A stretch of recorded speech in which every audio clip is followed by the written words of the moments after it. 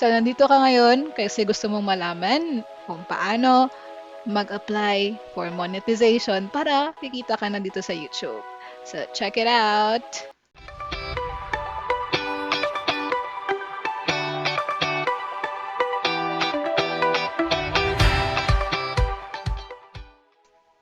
Hi! Welcome back or welcome to our channel para sa mga bago pa lang dito. At this is AbiGJ. Not AbiGJ, but AbiGJ. GJ. Okay. So, ang tanong, girl, naabot mo na ba yung 1,000 plus subscribers at 4,000 at least watch hour?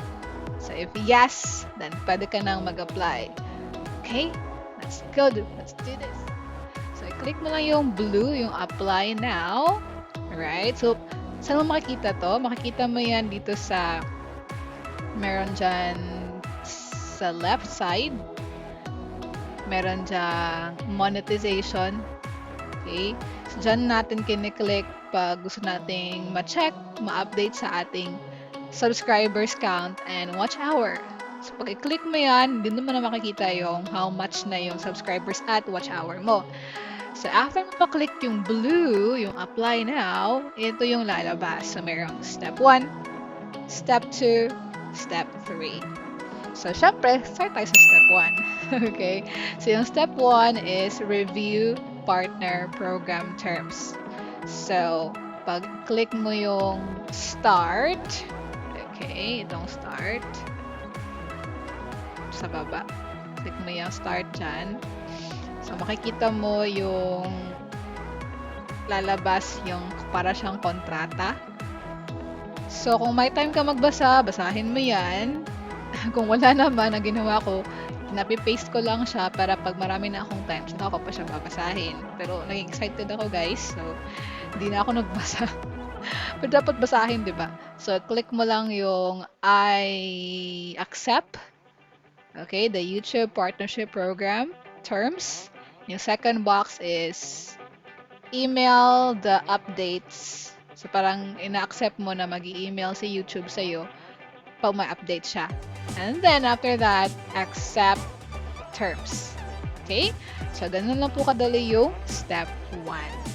So, pag maklik nyo na yun, pag refresh nyo ng site, ng website ng YouTube studio nyo, malabas na yung done. Okay? So, tapos ka na sa step 1. Congratulations!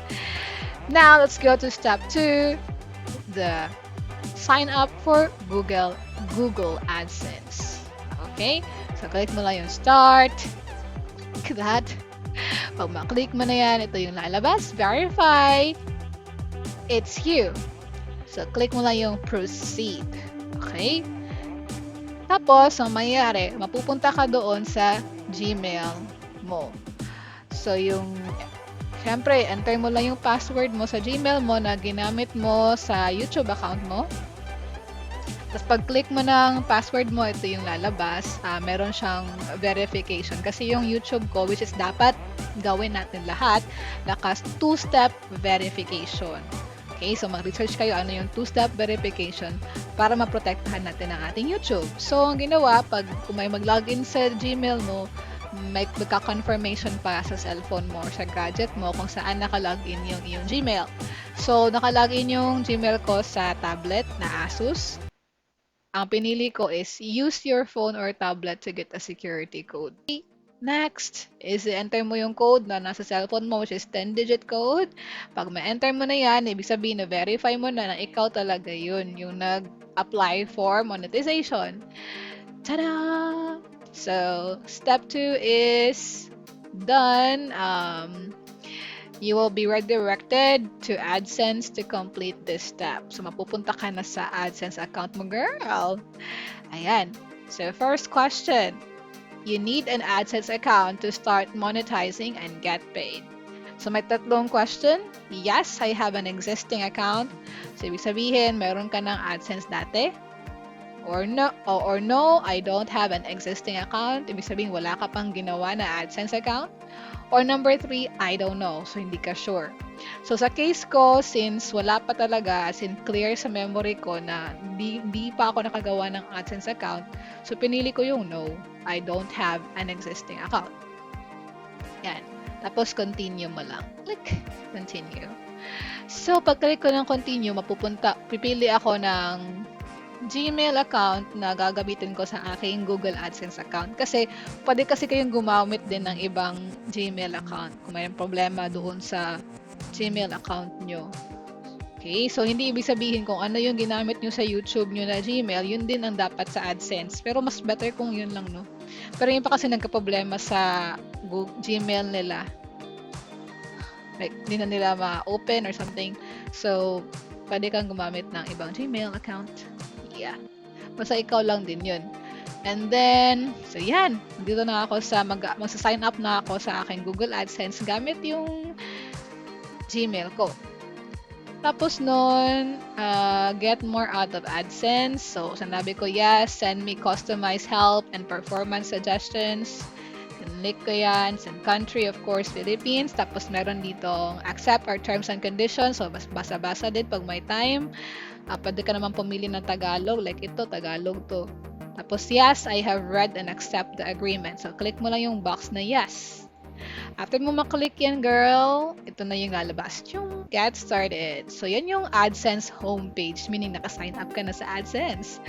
Wow! So, yun. So, ito yung magiging itsura. May get started and all. So, click mo lang get started. Okay.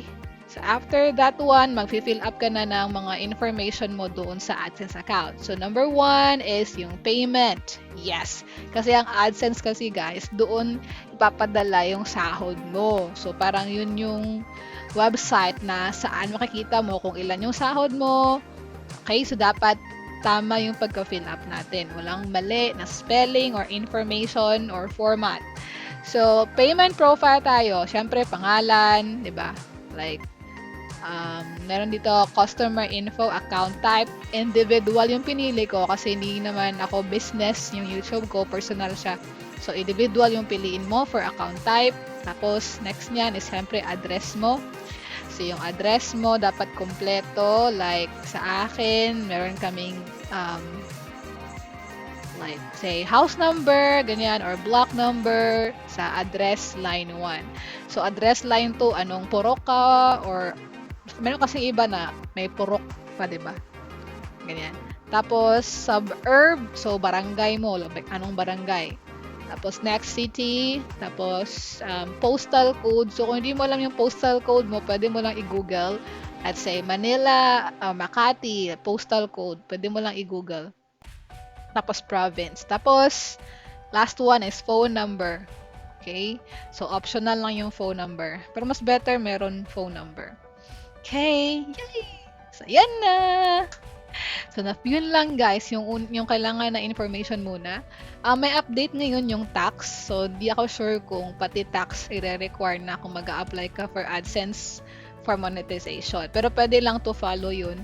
Pero tandaan, May 31 po yung deadline ng pag-a-apply ng tax. So, after mo mag-fill up ng profile information mo at address mo sa AdSense, ito na yung lalabas, redirecting you to your host. So, click mo lang yung redirect. So, pag-click mo yan, bam! Yung step 2 ay magiging in progress. So, ibig sabihin, naka-process pa siya. Napa-process pa siya. So, maghihintay ka lang. Like, pwede siyang 24 hours. So, pagka kinabukasan, meron na yan. Depende kung weekend ka or weekdays ka nag-apply. Usually, pag weekend, sa weekdays pa siya, Monday, Tuesday pa siya, mabibigay yung reply sa'yo. So, pag pinaprocess pa yung step 2, which is for AdSense, linisin mo muna yung channel mo, okay? Kasi ito yung i-check, what we check when we review your channel. So, ang i-check daw ni YouTube sa pagre-review niya ng channel mo is yung main theme, most viewed videos, yung pinaka-trending mo na video, i-review yan, papansinin yan. Yung pinaka-bago mong video, newest video, biggest proportion of watch time, saan galing yung pinakamataas mong watch hour, video, metadata, title mo, thumbnail mo, description mo. So yung ginawa ko, bago pa ako napunta sa step 3, habang naghihintay ako sa result ng step 2, so nilinis ko muna yung channel ko. Like baka meron kasing ma-reuse doon or baka may mga bawal na words. Alam na natin. Baka may mga bawal na words na papaluin tayo na YouTube pag makita niya yun. So, tinanggal ko na, ginawa kong simple yung mga title ng live stream ko. Like, sinabi kong Happy Monday. Like, Magnificent Monday. Tapos date. Yung mga live stream ko. So, Tuesday, Terrific Tuesday. Sa mga sayings, ganyan na lang. Tapos may date. Para maging iba-iba yung title ng live stream ko. Kasi kung pare-pare yung title ng live stream mo, baka malito or baka matingga tayo sa pagre-review. So, mas better na nilagyan ko ng specific date or number. Let's say, live stream number 1, live stream number 2. Ganun na lang. Parang mabilis. So, yun. Tapos yung mga thumbnail ko, nilagay ko, instead na may mga like pa-watch hour or pa-Gcash, ang ginawa ko is like picture ko na lang talaga.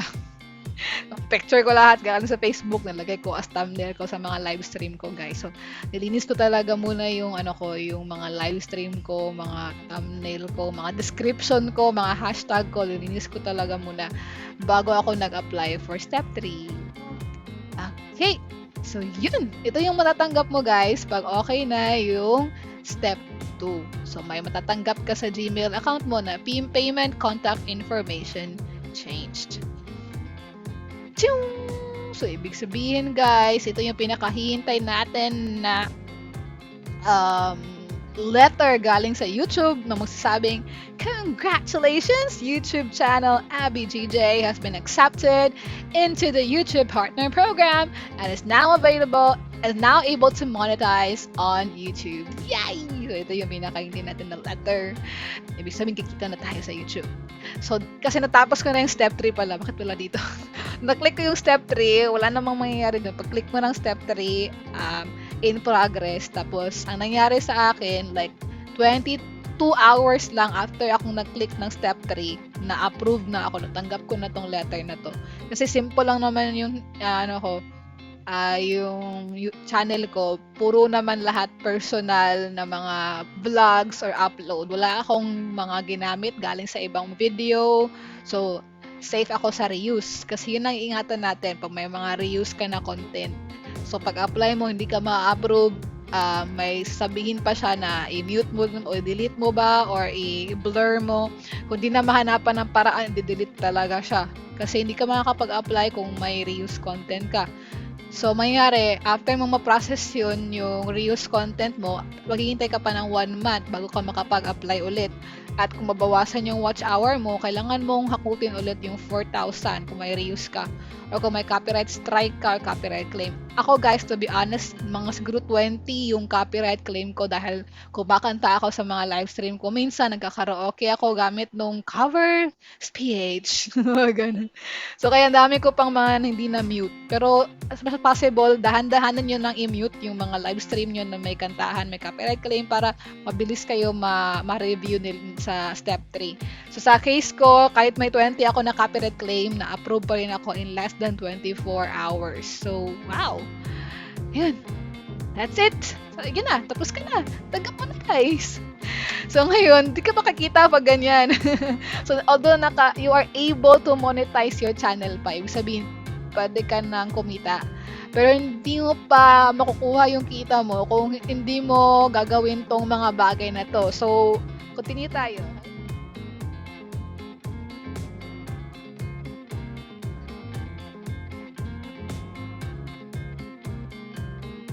So, kung may mag-live stream na monetized channel or kung may mag-premiere na monetized channel, may makikita kayong sa chat, sa live chat na dollar sign. Ibig sabihin, na-on niya yung super chat